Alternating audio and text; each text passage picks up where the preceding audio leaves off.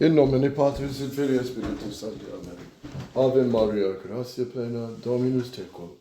Benedicta tu in mulieribus, et benedictus fructus ventris tui, Iesus. Sancta Maria, Mater Dei, ora pro nobis peccatoribus, nunc et in hora mortis nostre. Amen.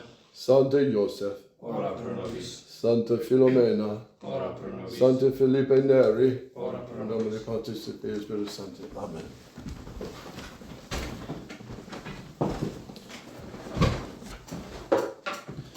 Okay, the liturgical revolution. We left off with the Mass of the Presanctified, which is really the heart of the whole liturgical year. Thanks. You got it?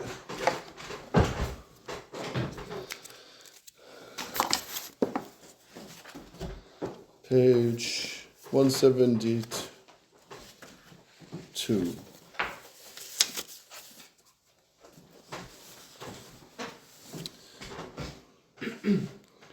So they want to tone, the modernists don't like triumphalism.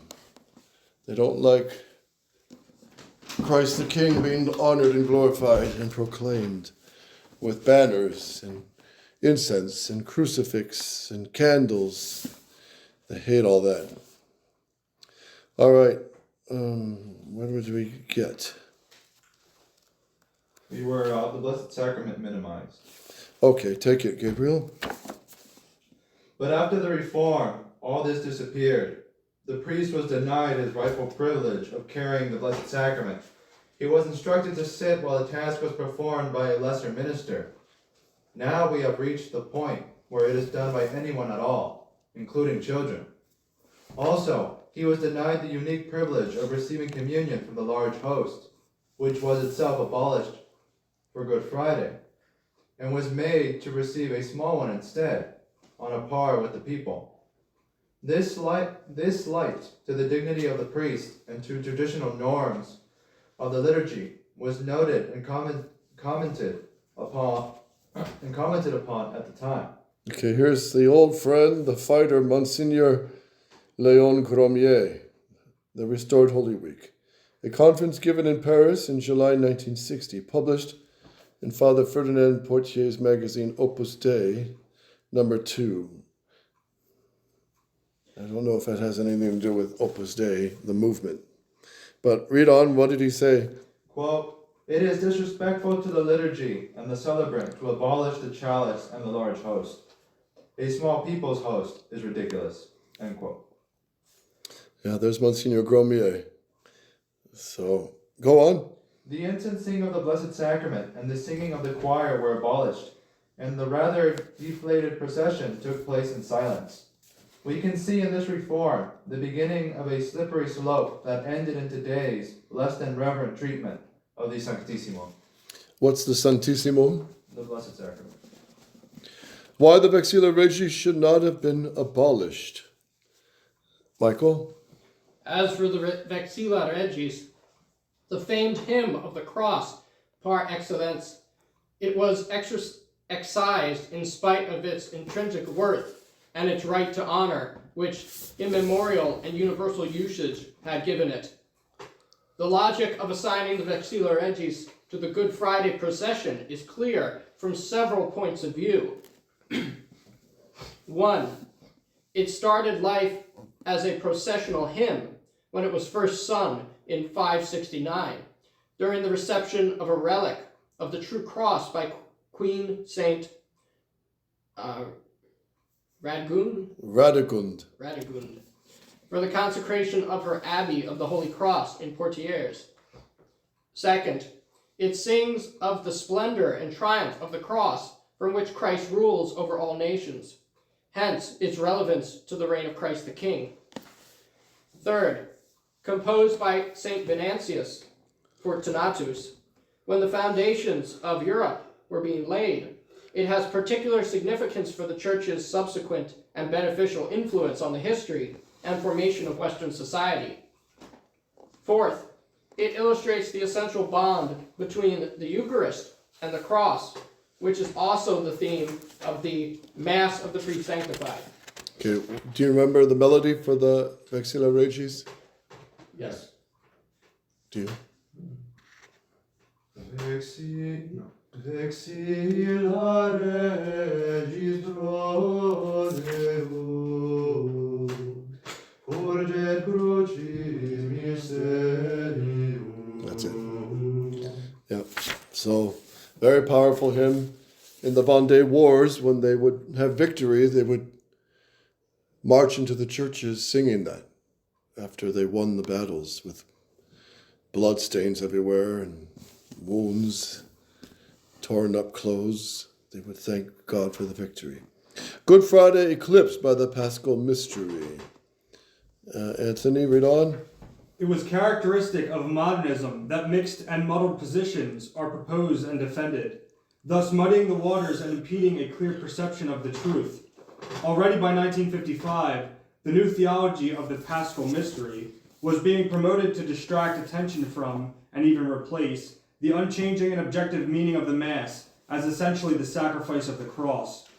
The new theology conflated three concepts, the Passion, Resurrection, and Ascension, and made all three serve as a single explanation of the redemption under the heading of the Paschal Mystery. When applied to the Mass, with particular reference to Good Friday, this obfuscation gave the impression that Christ's passion and death on the cross was not in itself the efficient cause of the redemption of mankind. But this runs counter to the teaching of the Council of Trent, which has defined infallibly that the cause of the redemption is Jesus Christ, wrought through, quote, his most holy passion on the wood of the cross, end quote. With the theological inversion contained in the Paschal Mystery trope, the road to the Novus Ordo was being paved in which the expiatory sacrifice of the cross would be minimized, camouflaged by greater emphasis on other considerations. When, in 1969, Cardinals Ottaviani and Bacci produced their short critical study of the new order of Mass, the so-called Ottaviani intervention, they included a criticism and correction of the identification of the Mass with the Paschal Mystery. Quote, even the phrase in the general instruction describing the Mass as a, quote, memorial of the Passion and Resurrection, end quote, is inexact. The Mass is the memorial of the unique sacrifice, redemptive in itself, whereas the resurrection is the fruit which follows from that sacrifice, end quote. Yes. Yes. So playing with the emphasis on the true theology here, the passion and the resurrection. Go on. And they concluded that the Novus Ordo, quote, represents both as a whole and in its details a striking departure from the Catholic theology of the Mass as it was formulated in Session 22 of the Council of Trent, end quote. Yeah, so the SSPX used to publish out the 62 reasons. We have them. I just dug them up out of the barn the other day. So we have them. We should probably get a lot more printed. But they stopped printing it around 2010, around the years of, the agreement with Rome. They don't call it an agreement, but it really was. And they're acting upon it. So these 62 reasons, they have all these quotes from Cardinal Ottaviani, Bacci, and who was the third one? Cardinal Ottaviani, Cardinal Odi, and Bacci. They wrote to Pope Paul VI saying this new Mass is bad, and here's all the reasons. How the Mass of the Presanctified was abolished. Michael? If, as Orwell wrote in Politics and the English Language, obfuscatory language is designed, quote, to make lies sound truthful and murder respectable, end quote. The emphasis used by the euphemisms used by the liturgical reformers to kill the Mass of the Presanctified reveal their unethical methods. Pius XII's Liturgy Commission turned out to be a particularly fertile ground for euphemisms, in other words, verbal sleights of hand to cloak the reforms in opaque languages so as to make the consequences sound less devastating. Where the reformers wanted to divest the Church of an ancient and venerable rite.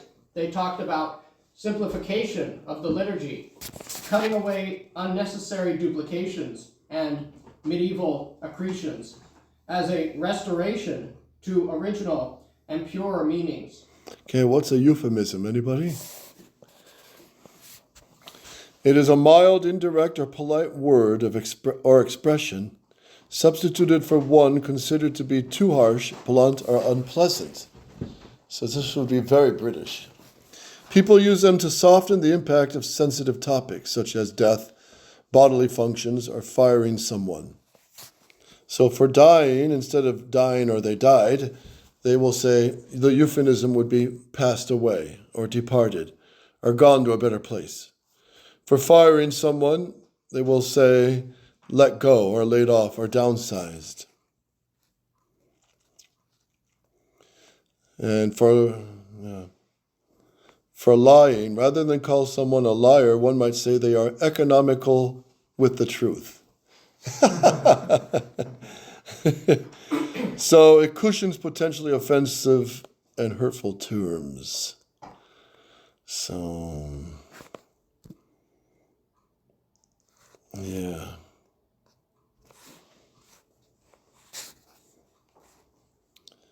Yeah. Okay. Okay, Michael, read on. With this in mind, we can see through Father Antonelli's verbal camouflage when he explained that Pius XII's reforms would, quote, trim back the medieval and original lines of excuse me. Yeah. Quote, trim back the medieval extravagances of the so-called Mass of the Presanctified to the severe and original lines of a great general communion service, end quote. This coded language created a sense of complicity among the members of the commission and their collaborators, but it caused perplexity and alarm among the non-initiated. Yeah, so notice they're always bashing the Middle Ages. Accretions, medieval extravagances. They hate the Middle Ages. They hate the Middle Ages because they were Catholic. Just so Catholic, yeah. So Catholic. And the churches and abbeys and monasteries, and they're beautiful. They're just beautiful with such good taste and architecture. A toxic clique. When Monsignor Léon Gromier, an eminent authority on the ceremonial of bishops and an erstwhile consultor to the Congregation of Rites, stated that the Mass of the Presanctified became a victim of a cabal, he was immediately laughed to scorn as a conspiracy fantasist. His criticism dismissed as unworthy of serious consideration. He was publicly derided and his reputation ruined. So he's one of our heroes, this great Monsignor Léon Gromier. I wonder if Archbishop Lefebvre knew him or met him. But he was already criticizing the 55 changes under a good pope. So what would Paul VI changes would have killed him. Monsignor Gromier delivered his criticism of the reform in a 1960 lecture in Paris, after which he was mercilessly mocked and vilified. He was subjected to a blistering attack full of personal abuse by Father Louis Boyer, who portrayed him, among other things, as a drooling and doddery old canon, obsessed with ancient rubrics. That's Louis Boyer, remember him? Yes. Yeah.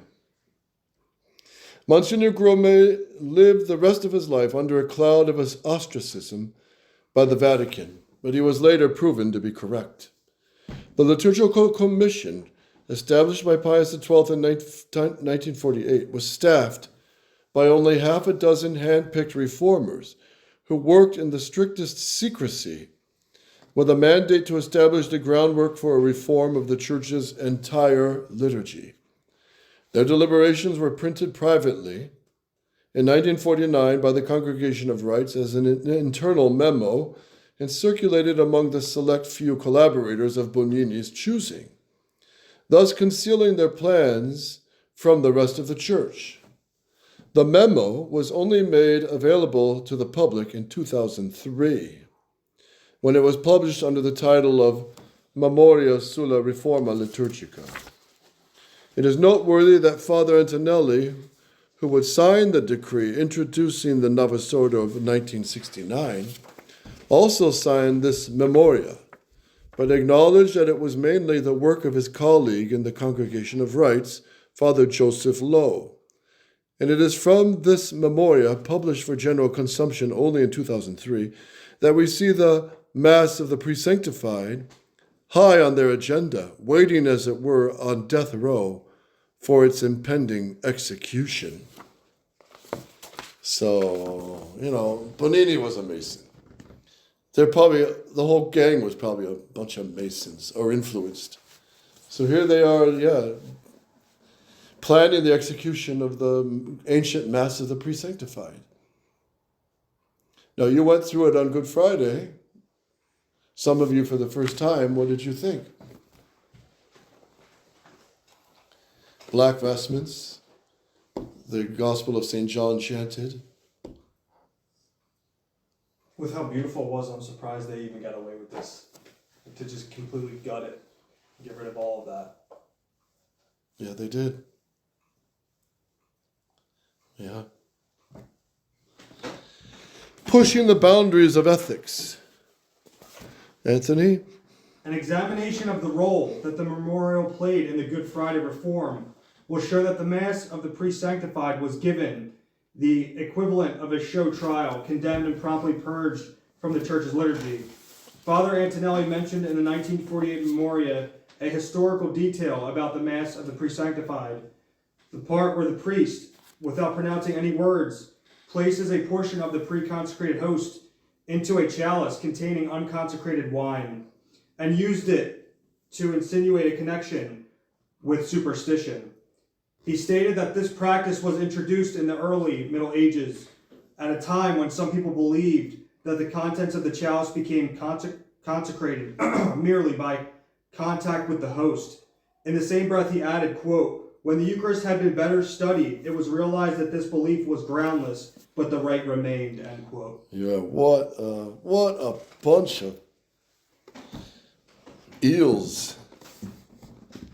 So it's easy to sweep away, these backward medievals. They don't know what they're talking about, what they're doing, and we got to get rid of these medieval accretions. So these modernists, they have nothing but scorn for the past, especially the great High Middle Ages. An all too transparent pretext. Gabriel? Let us read that again to savor its full implications. What he was effectively saying was that one of the oldest rites of the Catholic Church, one to boot, that was canonized by Pope Pius V, was not worthy of respect and preservation because it was tainted with heresy and superstition. That is surely chutzpah.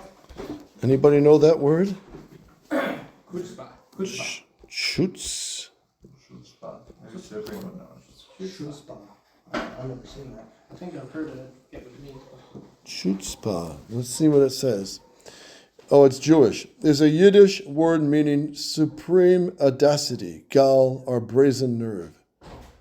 It describes an extreme shameless confidence where a person acts without regard for convention, propriety, or the consequences of their boldness. Chutzpah. So that is surely chutzpah on a great scale. It was an Oh, it's pronounced chutzpah. Chutzpah? Chutzpah, yeah. Chutzpah. Go on. It was an indictment of the principle lex orandi. It was an indictment. Indictment of Indictment. the principle lex orandi lex credendi, on which the Church's entire liturgy relies. It is not even an intellectually respectable argument, as it is also contrary to common sense, logic, and a Catholic sensus fidei. Yeah, so basically, attacking Good Friday was a chutzpah.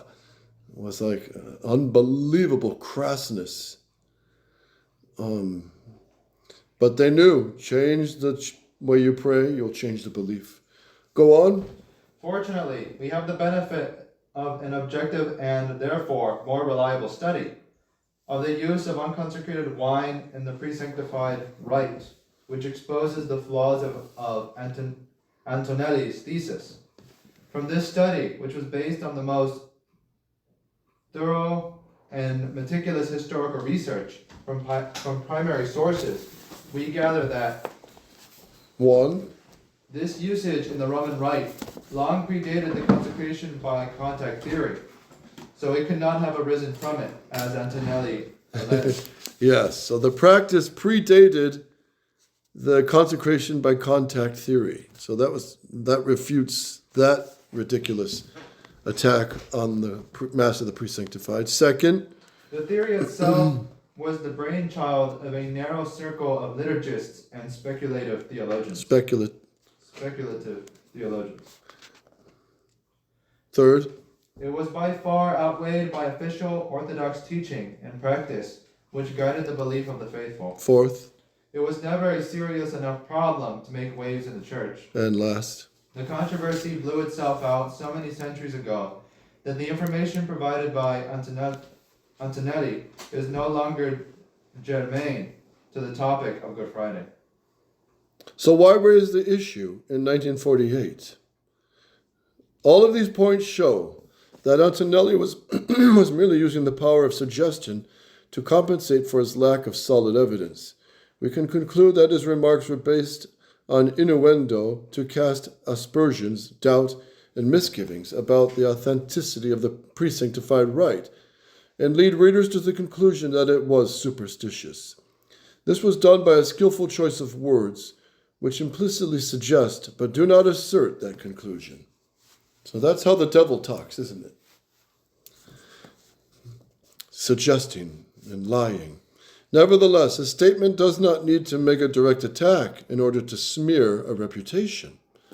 A defamatory implication or innuendo can be even more dangerous because the underlying message slips disarmingly into the subconscious mind.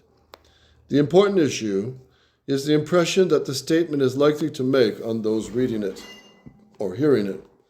As the copy of the Memoria was presented to Pope Pius XII in 1949, read the footnote, Anthony. Father Antonelli wrote a note in his diary dated July 22nd, 1949, to say that the Memoria was presented to Pius XII by Cardinal Macara, and that he, Antonelli, was present on that occasion. Okay, so that's further evidence. It's not just rumor, this Memoria. So he presented it to the Pope. One wonders if he too, as well as the talking heads of the liturgical commission movement, was swayed by its propaganda, which was made to sound credible by specious reasoning. Tragically for the Church, it was this false and malicious innuendo, instigated by Antonelli, which entered the liturgical reform movement and led to the demise of the Mass of the Presanctified. What's demise? Death. Yes. Yep. Get rid of the Mass of the Presanctified. That's the Good Friday of the Church. It's the most precious, most sacred day of the year, other than Easter. And they actually sabotaged it.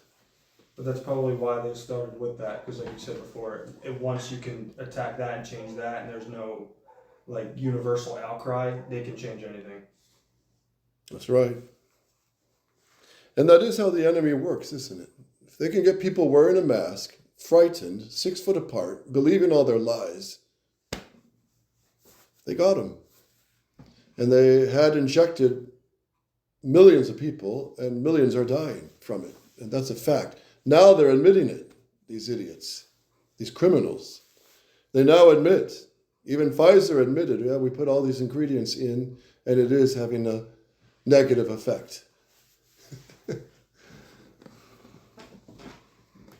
But it's a punishment for sin, all these things. It's a punishment for sin. God permits it because in the 40s and 50s, Catholics were getting too worldly, you know. The rock and roll music was coming on the scene, and immodest fashions, and the whole spirit of the world, and the youth were falling for it. and evolution was being taught in the schools. There was a whole big fight I think in Tennessee, over the whole evolution question being taught in schools, and it was fought by Southern Baptists. They lost, of course, but it's an interesting detail to maybe go in. I think there's a film on it. There's a film showing this huge debate, which might be worth seeing. It is obvious that the fate of the Mass of the Presanctified was sealed when Pope Pius XII appointed his commission for the general reform of the liturgy in 1948 and left it in the hands of the master of the dark arts himself, namely Bonini. That name ever goes down in infamy. It was as counterproductive as inviting a group of deserters or draft dodgers to rewrite the rules of discipline and loyalty in the armed forces. No other outcome could have been expected from a commission that gave precedence over tradition to a set of reforms which were merely an expression of ideological views prevalent in the liturgical movement. In 1950, with Pius XII's permission, Bonini chose 3 so-called experts. There's another old enemy, Father Joseph Jungmann, S.J., Don Bernard Capel, OSB, and Monsignor Mario Righetti, to guide the work of the commission. As household names in the liturgical movement, they would later become members of the various commissions which devised and implemented the new Mass. Footnote, Anthony? Jungmann, Capel, and Righetti would become members of the 1960 Central Preparatory Commission for the Liturgy. Capel died in 1961. In 1964, Jungmann and Righetti were appointed as consultors to Group 10 of the Concilium, which was given the job of reforming the order of Mass. All worked under Bugnini's supervision. So what are the 3 signs of a modernist, Pius X said? Love of novelty, pride, and Pride, curiosity, and love of novelty. These are the epitome of it.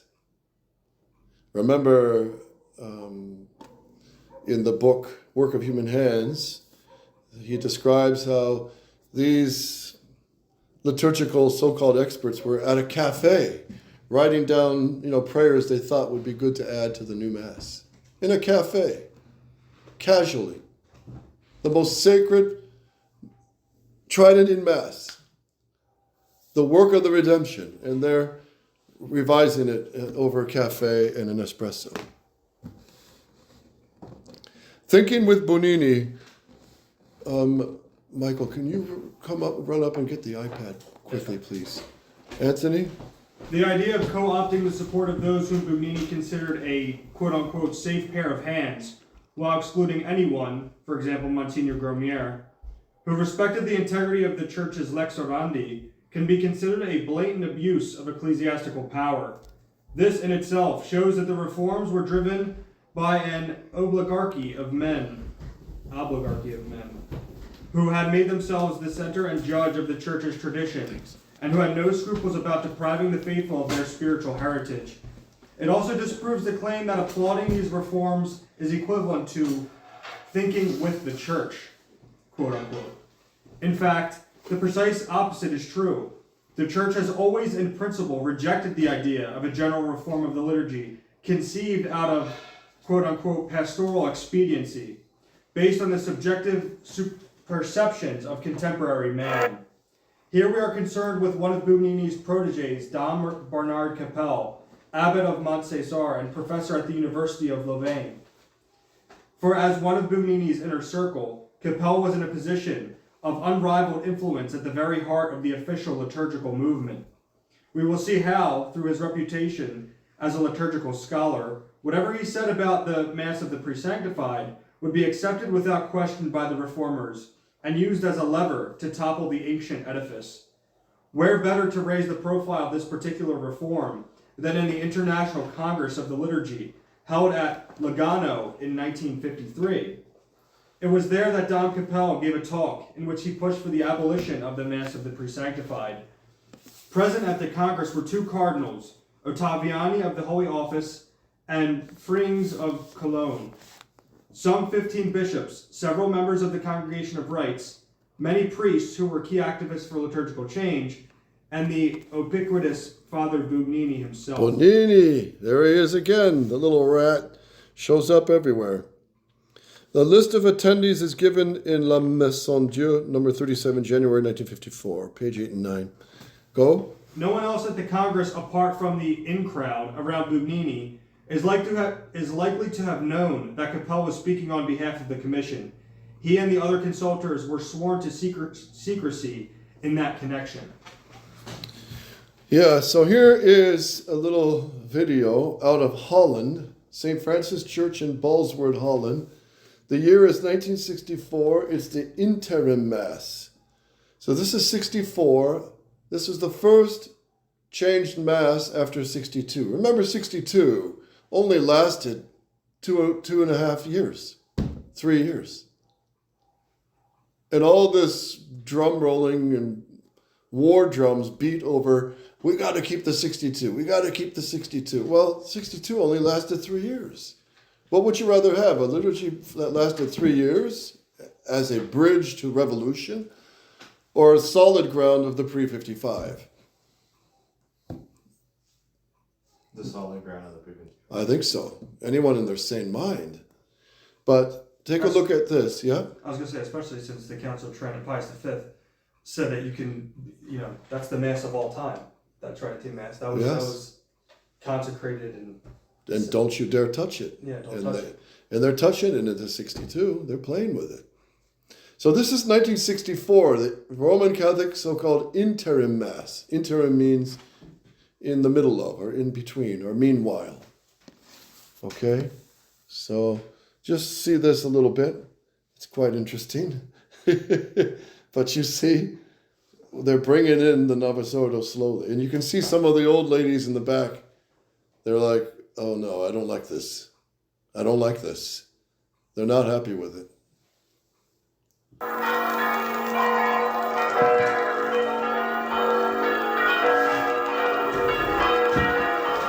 Can you see? So there's the church. We'll move ahead. People are filing in for Mass. The Veel procession. rijker is de aankleding van de liturgie in de Rooms-Katholieke Kerk, waar de priester in een aristocratische pronkstoet schrijdt naar het altaar dat het middelpunt vormt You van see de the vier. table.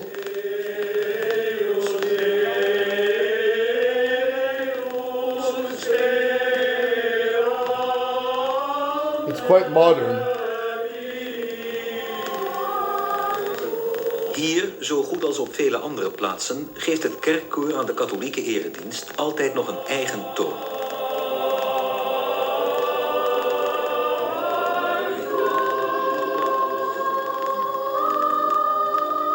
So they still have the choirs from the Tridentine Mass. But this will soon be replaced by goofy songs. There he is, facing the people.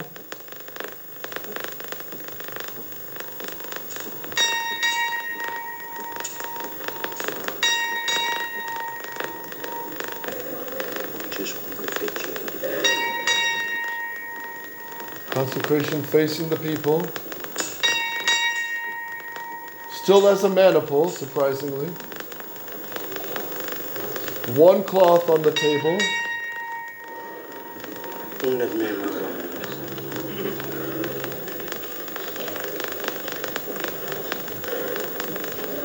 Davios Babiscum et Spiritu Tuo. So still in Latin, some English.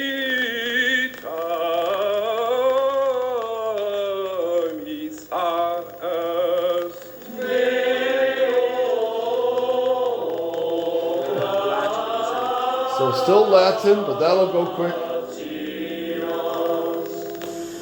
Sit nomen Domini Benedictum. Excellent. Adjudoim nostrum in nomine Domini. Oh, he's a bishop. Benedicat vos omnipotens Deus, Pater, He's a et bishop. Filius, et Spiritus Sanctus. So there it is. Ja, de Vader en de Zoon en de Heilige Geest. Amen. Onze Vader die in de hemel zijt, uw naam worden geheiligd, uw rijk An komen. example of family rosary. So that was the 64 Mass. Still kept Latin, but the epistle would be, in their case, in Dutch. So it was very cleverly done. You see Bonini's claws all over it. Imagine being a parishioner in this. Imagine being one of the pew sitters through this revolution. Our parents went through it, our grandparents. So, Don Capel's objections. Michael?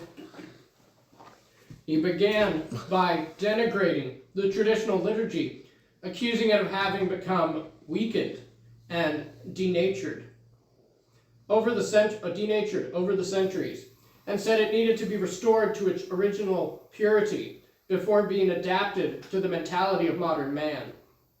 Then he brought up Antonelli's arcane and irrelevant theory of consecration by contact. But his main objection to the pre-sanctified rite was its use of certain prayers, gestures, and ceremonies from the Mass. These included some offertory prayers, the elevation of the host, and the use of incense with its accompanying prayers, as in a solemn liturgy. His words take on heightened significance when we consider that these features of the Mass were later specifically singled out for removal from the liturgy. Bonini mentioned in the Reform of the Liturgy in 1948-75 that the Concilium eliminated the offertory prayers and attempted to do the same with the Orati Fratres and the use of incense. Go on. Capel spoke as if with a sense of acute embarrassment, even shame, about these traditions of Catholic worship. He described them as intolerable, alleging that they gave a false impression that the pre-sanctified rite was a real Mass. This conveys the subliminal message that it should be abolished. No wonder that the rite has ever since been regarded with suspicion and even disdain. In its place, Capel recommended a service of communion for all, which, as we have seen, was Antonelli's original idea. Rome fiddles while tradition burns. Anthony? At this point, alarm bells should have been ringing throughout the Vatican, for such a proposal, when made into liturgical law 2 years later, would make it illicit to perform this distinctly Catholic rite, which expressed the essential link between the Last Supper and Calvary. And furthermore, as history has shown, it would not be long before traditional Catholics would find themselves outlawed as well. So how did the Mass of the Presanctified highlight that union of the Last Supper and the cross on Calvary?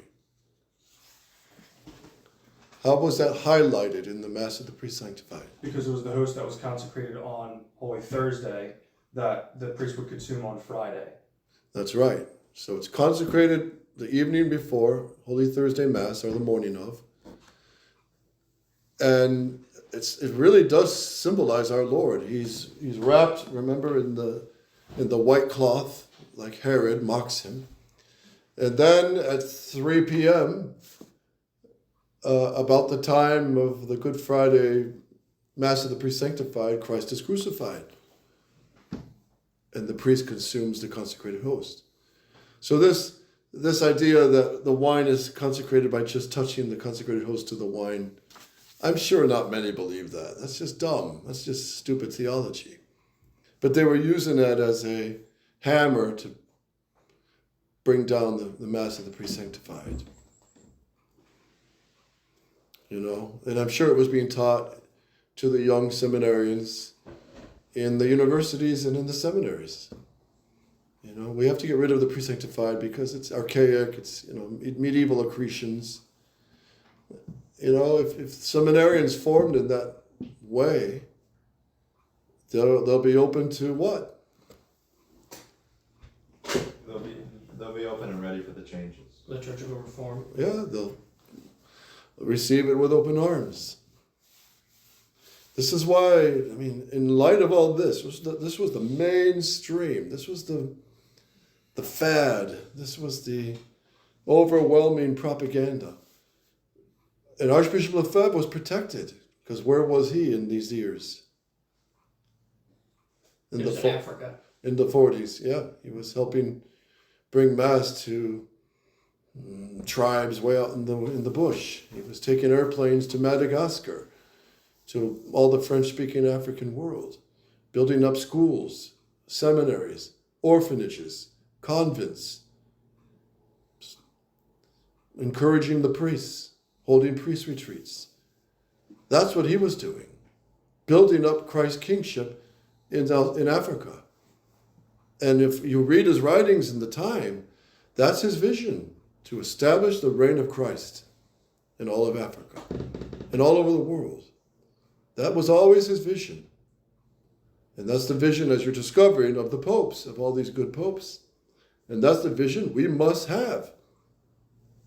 We must have this vision. That is the Catholic vision. But the modernists hate it, as you're seeing. Read on. But Rome had no intention of sending in the cavalry to rescue the Mass of the Presanctified from the jaws of defeat. As Father Antonelli recorded, not only was there a consensus among the liturgists for its abolition, but more importantly, the verdict of both the Papal Commission and the Congregation of Rites was overwhelmingly negative. He stated that, quote, everyone on the Commission applauded the suppression of the so-called Mass of the Presanctified, and that all the liturgists agreed that it should be eliminated, end quote. Wow, all of them. Not one defended the Catholic tradition, liturgically. Go on. Although Cardinal Macara, president of the commission and Wait, you missed a paragraph. Oh no, go on, I'm sorry. Although Cardinal Macara, president of the commission and pro-prefect of the Congregation of Rites, was absent from the Congress, he sent a message of support, urging a reform of the Good Friday liturgy.